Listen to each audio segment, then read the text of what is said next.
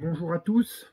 Aujourd'hui, 6 février, c'est la journée des funérailles de Auger Olindre.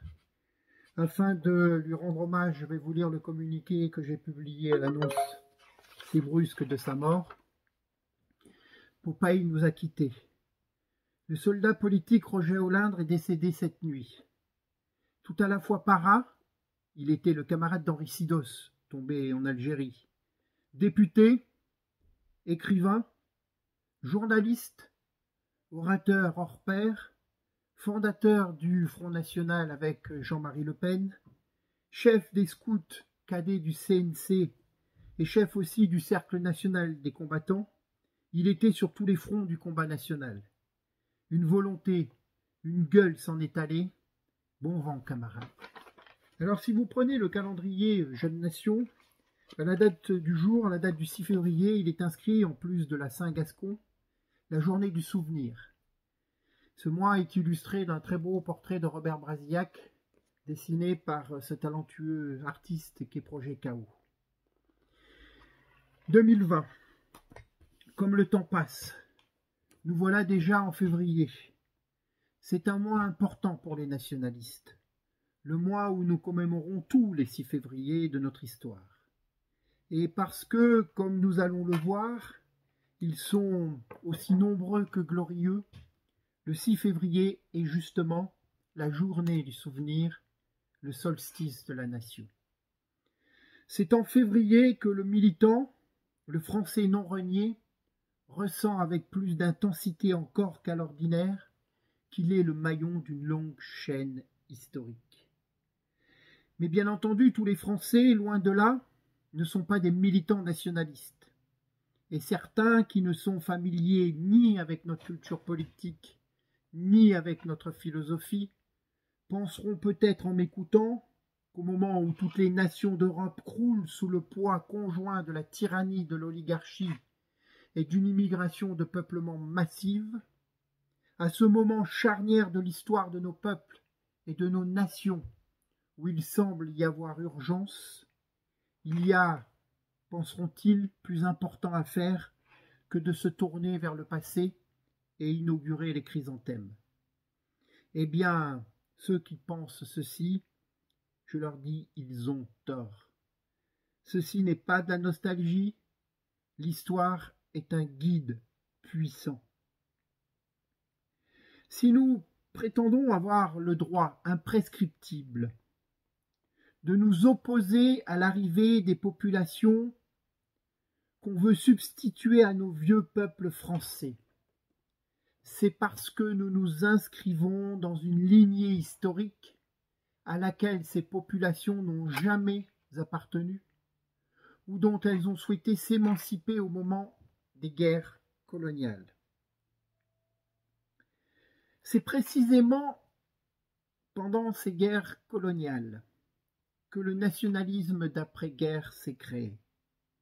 Dans ces dates du 6 février, il y a d'abord le 6 février 1956 et la journée des tomates qui accueille à Alger le président du Conseil de l'époque, Guy Mollet. Ce 6 février constitue la première mobilisation de la rue contre l'abandon de l'Algérie par la France. C'est aussi le 6 février 1959, salle des sociétés savantes, lors du discours fondateur du Parti nationaliste, qui sera dissous moins d'une semaine plus tard, que Pierre Sidos avait réclamé la séparation de la synagogue et de l'État.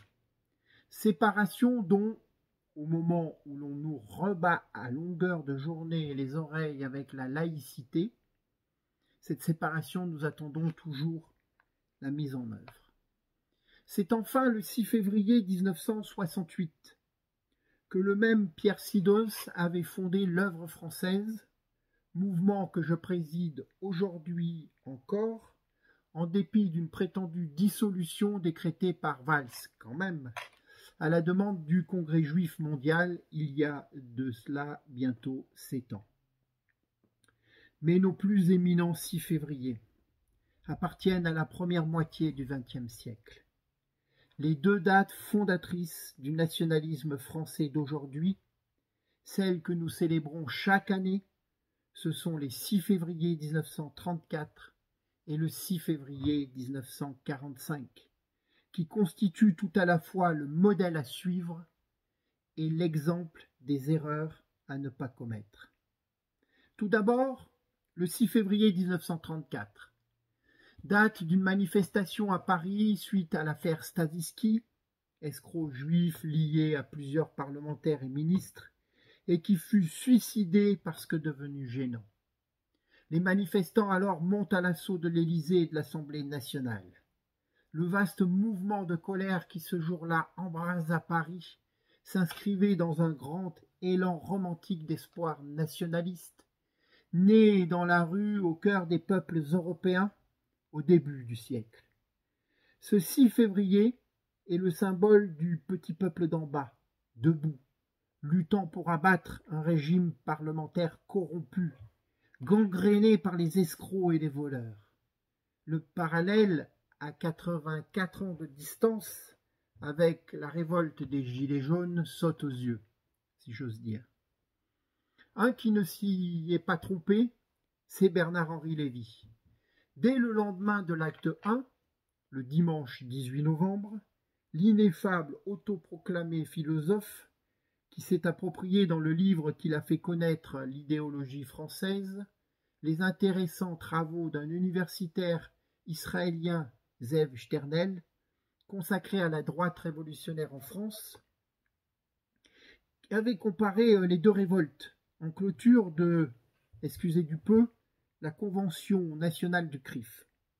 La référence n'est pas anodine. En citant en ce début de révolte de la France périphérique un article de Drieux-La Rochelle relatant les événements du 6 février 1934, BHL se rappelait que Drieux, le 8 février, 2 jours après cette émeute, avait raconté dans l'illustration avoir place de la Concorde, entre les décharges du mousqueton de la garde mobile qui feront tout de même 22 morts et plus de 2000 blessés, entendu résonner conjointement l'Internationale et la Marseillaise dans les rangs des émeutiers. Le mythe de la cristallisation des mécontentements, de l'alliance des populismes, qui a tant fait trembler le système pendant ces héroïques semaines, était né, au cœur du pouvoir, à la convention du CRIF, à cette grande réunion du Judapo. Lévy, dit BHL, a le sens de l'ennemi et de l'éternel recommencement des cycles historiques. Ce n'est pas par hasard non plus si j'ai inscrit sur mon gilet jaune, on peut encore le voir entre les taches de sang, le slogan du 6 février 34, « Abat les voleurs ». Il est intéressant de vous lire la description qu'a faite Marcel Déat, qui deviendra le fondateur du Rassemblement national populaire, un des mouvements qui seront en pointe dans la politique de collaboration avec l'Allemagne nationale-socialiste, de ces émeutes de 1934. Il y avait des réactionnaires, des fascistes, des petites troupes organisées et courageuses, oui, mais il y avait aussi une foule énorme de braves gens qui n'avaient pas d'opinion politique, mais qui, en revanche, avaient des sujets de mécontentement et de colère. On est stupéfait par autant de similitudes entre ces deux émeutes. Ceux qui ont vécu l'acte 3 des Gilets jaunes, le 1er décembre 2018, comprendront de quoi je parle. Le second 6 février de la première moitié du siècle dernier, aussi sacré pour les nationalistes que celui de 1934, c'est le 6 février 1945. Un autre 6 février où à nouveau le sang français est versé par les balles françaises à la solde de l'ennemi. Il s'agit de l'assassinat du poète Robert Brasillac, un des petits princes du nationalisme en Europe, avec José Antonio Primo de Rivera et Cornelo Codreanu, lors de ce que l'on a appelé très improprement l'épuration. La cristallisation qui aujourd'hui inquiète autant Bernard-Henri Lévy qu'elle fait rêver Patrick Buisson celle qui avait eu lieu furtivement le 6 février 1934 et qui semblait avoir triomphé dans le fascisme tel que décrit par Brasillac dans sa lettre à un soldat de la classe 60, et je vous lis description. Le fascisme, il y a bien longtemps que nous avons pensé que c'était une poésie, et la poésie même du XXe siècle. Avec le communisme sans doute. Je me dis que cela ne peut pas mourir.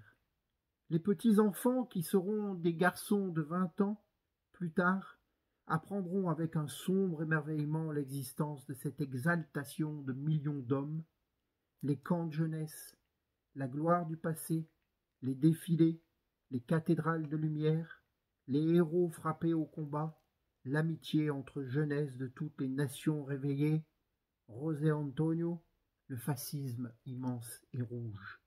Et je sais bien que le communisme a lui aussi sa grandeur, pareillement exaltante. Peut-être même dans 1000 ans, confondra-t-on les deux révolutions du XXe siècle, je ne sais pas. Dans la révolution fasciste, on m'accordera que la nation a eu sa place plus violente, plus marquée. Et c'est aussi une poésie que la nation. Tout cela ne peut être vaincu par le libéralisme apparent, le capitalisme anglo-saxon. Cela ne mourra pas plus que la révolution de 89 n'est morte au XIXe siècle malgré le retour des rois.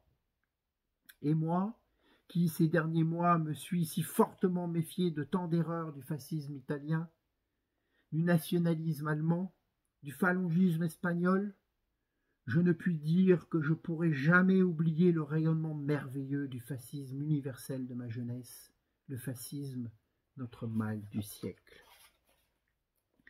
Lors de ma comparution devant la commission parlementaire de lutte contre les groupuscules d'extrême droite, il y a presque un an, certains voudraient que l'épuration dure toujours, la présidente de cette commission, Muriel Ressiguier, et je vous renvoie à mon livre pour les détails de cette affaire, cette présidente m'a interrogé au sujet du sacrifice de Brasillac.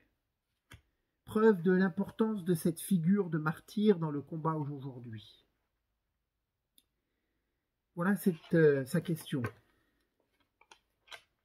Chaque année, dit-elle, vous fleurissez la tombe de Robert Brasillac. Vous sentez-vous proche de sa pensée? C'était un antisémite notoire. L'êtes-vous également? Vous voyez les obsessions de ces gens-là. À cette question, j'ai répondu ceci. J'assiste à 2 cérémonies en France chaque année. Celle qui rend hommage au maréchal Pétain, que j'organise, et celle qui rend hommage à Robert Brasillac. Je participe à ces hommages depuis des années. Ils sont les racines de l'arbre. Pour avoir des branches solides qui montent haut dans le ciel, les racines doivent être profondes, et nos racines politiques sont là. Même si les racines historiques sont dans les livres d'histoire, dans les cimetières et dans la geste de ceux qui nous ont précédés. Brasillac, c'est le poète, c'est l'écrivain que l'on a assassiné.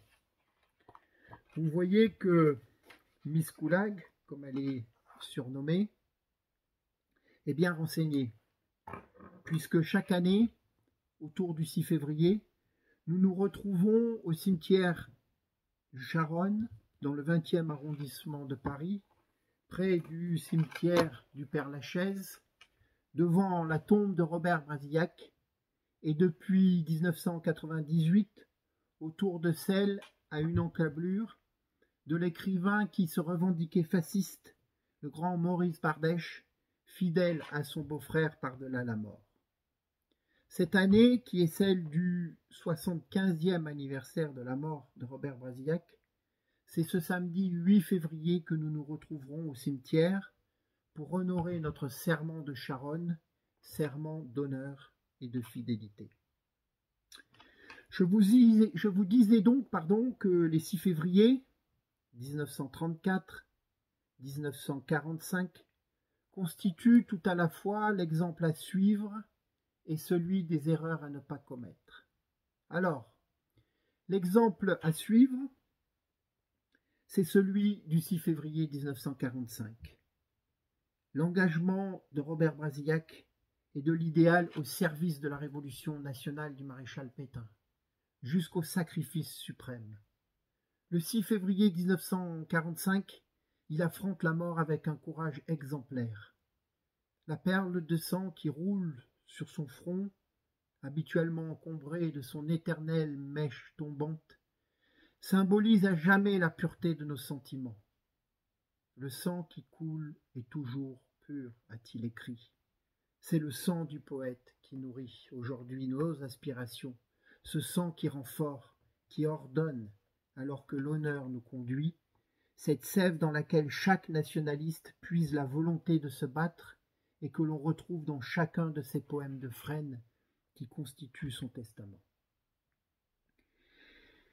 Après les exemples, les erreurs à ne pas commettre, et ce sont celles du 6 février 1934.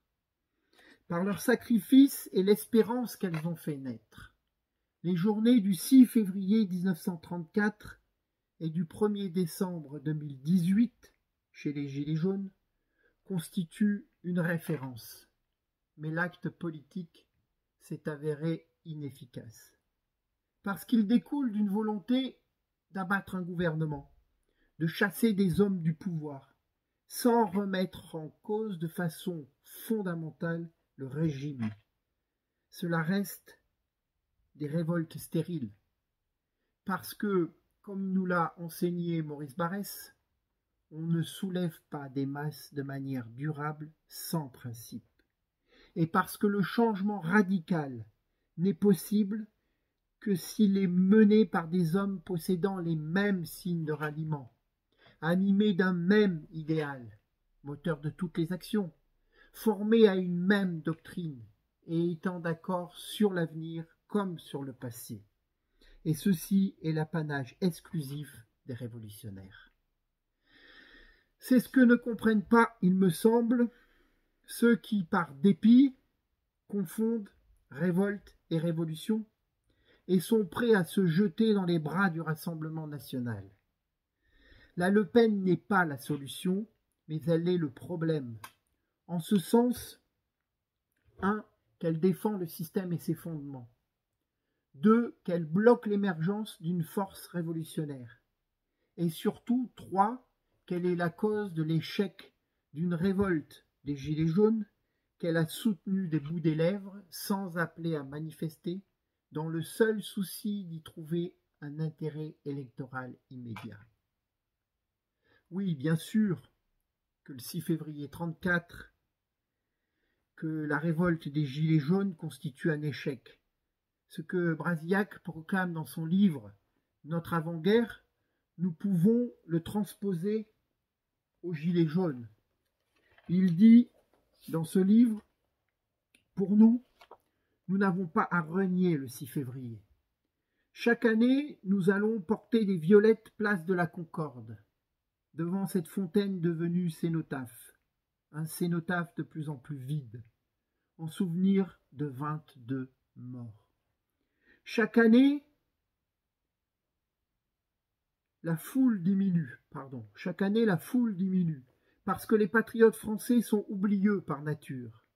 Seuls les révolutionnaires ont compris le sens des mythes et des cérémonies. Mais si le 6 fut un mauvais complot, ce fut une instinctive et magnifique révolte, ce fut une nuit de sacrifice qui reste dans nos souvenirs avec son odeur, son vent froid, ses pâles figures courantes, ses groupes humains au bord des trottoirs, son espérance invincible d'une révolution nationale, la naissance exacte du nationalisme social dans notre pays. Qu'importe si plus tard tout a été exploité, par la droite et par la gauche, de ce feu brûlant, de ces morts qui ont été purs, on n'empêche pas ce qui a été d'avoir été. Les morts en moins peut-être, mais l'élan de sacrifice est le même.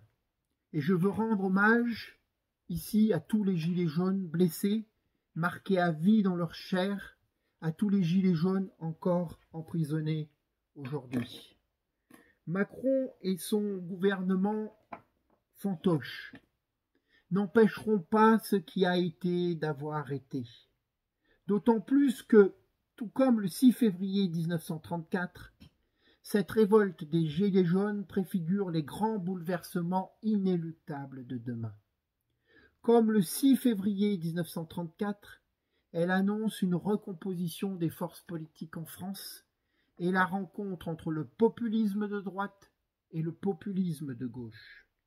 Comme le 6 février 1934, elle annonce l'émergence d'une force révolutionnaire, ni de droite, ni de gauche. Au-delà de la droite, au-delà de la gauche, même si cette convergence est plus compliquée qu'hier, car polluée par le danger migratoire et la question identitaire.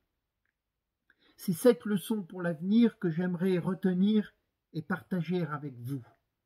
Les Gilets jaunes étaient une mobilisation spontanée de défense du travail. La manif pour tous a été la révolte de défense de la famille. Demain, nous ferons triompher la révolution nationale du rétablissement de la patrie. Travail, famille, patrie, la route est tracée. Et pour terminer, en hommage aux morts du février et de Robert Brasillac, je vous lirai les quelques vers qu'il a écrits, pressentant que sa dernière heure était venue, et qu'il serait assassiné un 6 février. Il a rédigé ces quelques lignes titrées « Aux morts de février ». Les derniers coups de feu continuent de briller. Dans ce jour indistinct où sont tombés les nôtres, sur 11 ans de retard, serais-je donc des vôtres? Je pense à vous ce soir, ô morts de février. Nous pensons à vous ce soir, ô morts de février. Nous pensons à toi, Robert Brasillac, présent.